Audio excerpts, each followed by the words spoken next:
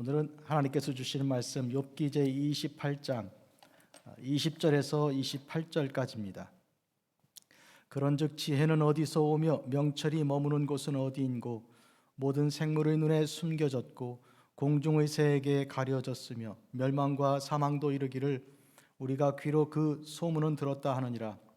하나님이 그 길을 아시며 있는 곳을 아시나니 이는 그가 땅 끝까지 감찰하시며 온 천하를 살피시며 바람의 무게를 정하시며 물의 분량을 정하시며 비 내리는 법칙을 정하시고 비구름의 길과 우레의 법칙을 만드셨음이라. 그때 그가 보시고 선포하시며 굳게 세우시며 탐구하셨고 또 사람에게 말씀하셨도다. 보라, 주를 경외함이 지혜요 악을 떠남이 명철이니라. 아멘.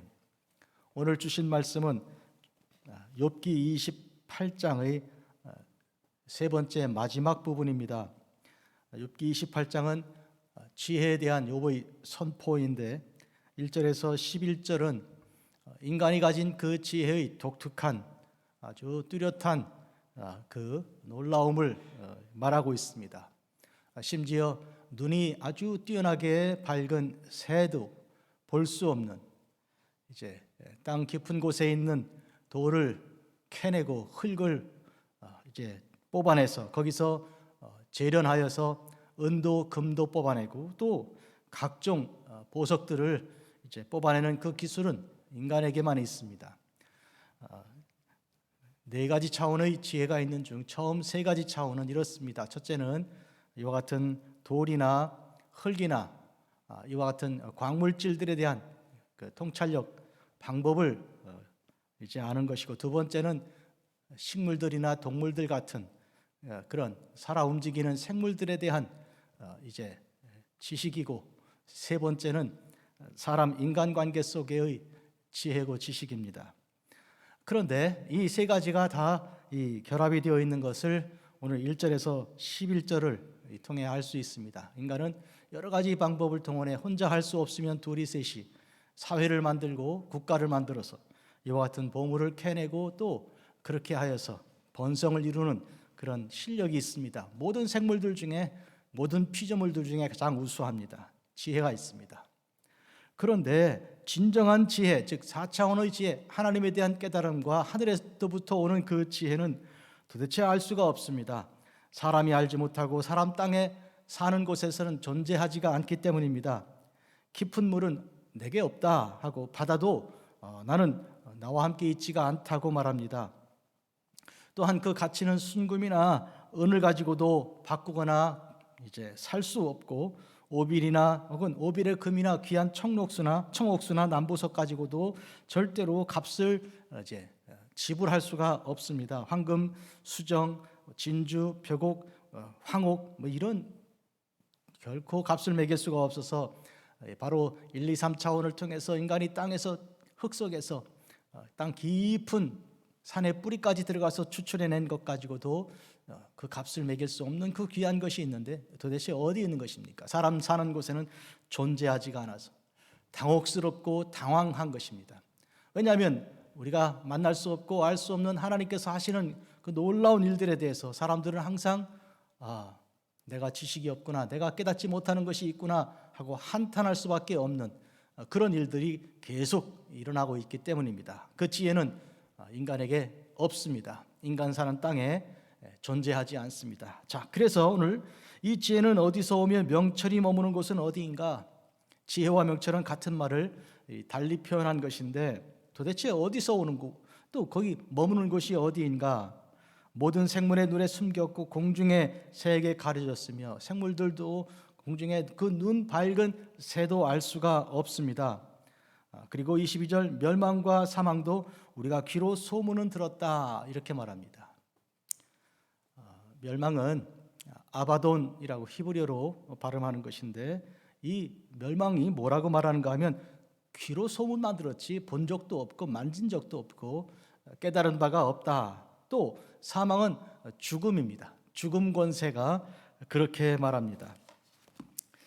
이 아바돈에 대해서는 요한계시록 9장에서 이런 11절입니다. 그들에게 왕이 있으니 무저갱의 사자라 히브리어로는 그 이름이 아바돈이요 헬라어로는 그 이름이 아블루온이더라.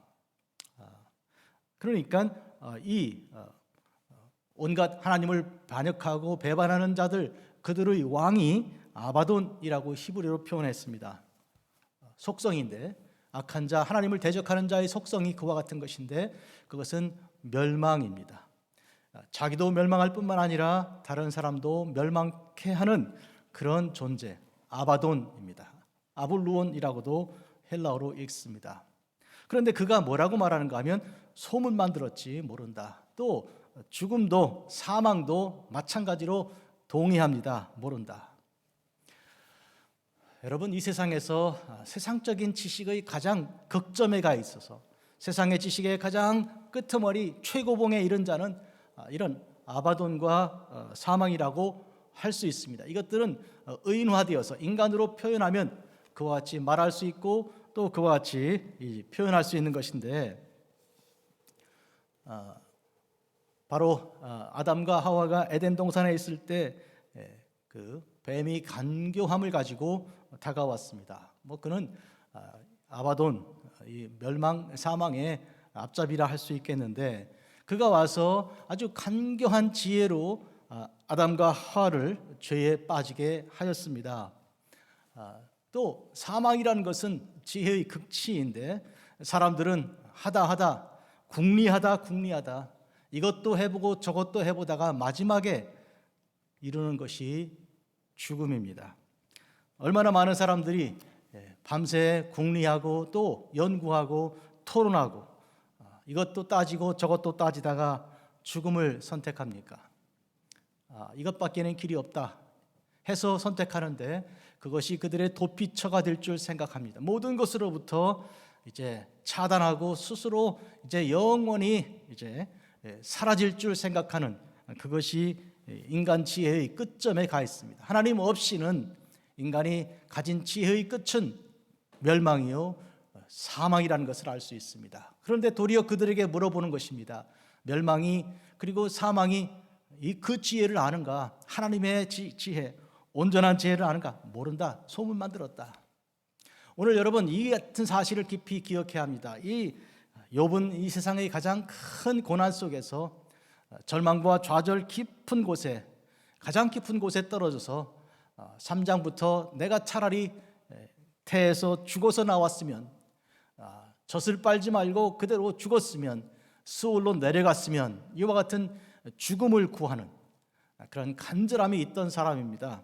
자기 생을 저주하였습니다. 자기를 만들어 창조하시고 구속하신 하나님을 원망하는, 왜 나를 살려주셔서 이런 고난을 다 보게 하는가 탄식하고 또 그렇게 탄식한 자였습니다. 그런데 그가 바라던 그 멸망, 그가 의지하려고 했던 그 죽음, 그들도 알지 못하는 지혜를 욥은 지금 구하고 있습니다. 그 지혜가 있어야 하기 때문입니다. 그런데 그 지혜는 누가 가지고 계십니까? 하나님이십니다. 23절 봅니다. 하나님이 그 길을 아시며 있는 곳을 아시나니, 아시며 아시나니, 우리말은 같이 둘 다 똑같이 아신다 되어 있지만 히브리어는 다른 단어를 사용해서 깊이 있고 또 깊이 있는 것을 깨닫게 하는 그런 것인데, 특히 두 번째 아신다는 것은 굉장히 깊이 있는 깨달음을 말하는 야다라는 단어를 사용했습니다.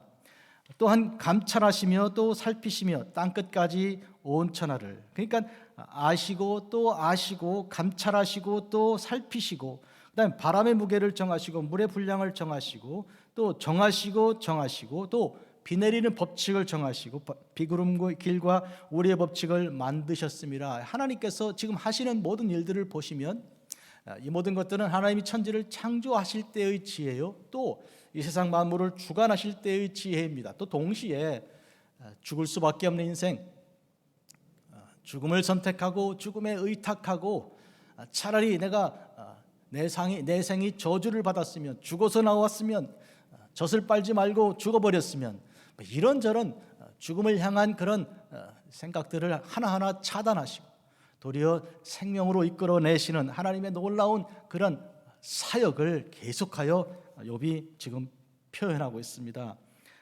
또 그때 그가 보시고, 하나님께서 보셨습니다. 그 다음에 선포하시고 굳게 세우시며 탐구하셨습니다. 하나님께서 하시는 그 일들은 끊임없이 그리고 구체적으로 그리고 놀라운 일들을 이루어내고 계신 것입니다. 그리고 또한 마지막으로 하는 말은 사람에게 하신 말씀입니다. 사람의 귀에 대고 그 가슴에 대고 그 심장에 대고 하신 말씀입니다. 보라, 들으라. 주를 경외함이 지혜요 악을 떠남이 명철이다. 두 가지로 말씀하십니다. 주를 경외는 두려워하는 것입니다. 하나님을 두려워하는 것, 그것은 하나님 앞에 서야 가능한 것입니다. 하나님을 도피하는 중에는 하나님을 두려워하는 그런 온전한 두려움을 가질 수가 없습니다. 아직도 세상을 두려워하고 아직도 악한 그 세력들을 더 두려워하는 가운데 붙들림 받은 자, 그는 도망을 하는 중이나, 그러나 하나님 앞에서 하나님께 엎드려 예배하는 자로서는 하나님을 온전히 두려워하는 그런 태도가 자세가 되는 것입니다.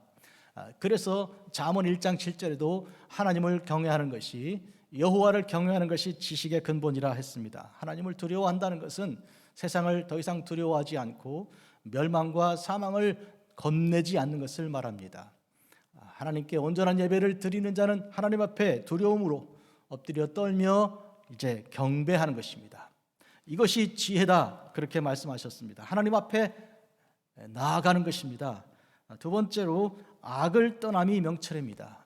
악에 붙들리지 않고 악을 벗어나는 것이죠. 악에서부터 헤어나는 것입니다. 그러면 이 악을 어떻게 그 악에서 벗어납니까? 우리 힘으로는 할 수가 없고 주님께 간절히 구하고 하나님의 성령이 우리에게 임하시면 성령의 능력으로서 악에서 벗어나게 되는 것입니다. 우리가 하나님께로부터 떨어져 나간, 그래서 그 죄를 지은 죄인들이 그 죄를 벗고 하나님께로 돌아오는 이 일은 우리에게 가능한 일이 아니고 하나님의 아들 예수님께서 우리에게 오셔서 그렇게 가능하게 하신 일이고, 십자가 보혈로서 우리를 구속하시고 죄를 씻어 우리를 주의 자녀로 삼아 주셨기 때문에 가능한 것입니다. 우리가 마음을 바꾸어 먹고 결심하여 주께로 돌아감이 아니라 주께서 우리에게 찾아오시고 우리를 발견하셔서 찾아내셔서 그렇게 된 것이죠. 그러니 우리가 진리를 알았다 하는 것이 아니고 내가 진리를 발견했다 하는 것 아니라 주께서 나를 발견하시고 주께서 나를 찾으셨으니 내 입장에서 말하면 나는 발견되었고 나는 찾은 바 된 그런 하나님의 자녀가 되는 것입니다. 그런 의미에서 악을 떠남이란 내가 스스로 할 수 있는 것이 아니고 주께서 내게 찾아오셔서 그렇게 하는 것입니다. 아침에 운전하면서 간증을 들으며 왔는데 어떤 중독에 깊이 빠져있던 분의 간증이었습니다. 도박에 빠져서 말할 수 없는 고통 가운데 식구들을 괴롭혔던, 자기도 괴롭히고 죽음을 생각했던 그였는데 헤어나와서 지금은 도박에서 여러 가지 각종 중독에서 헤어나는 그 센터를 만들어서 고생하는 자들을 이렇게 도와주고 이끌고 있다 그랬습니다.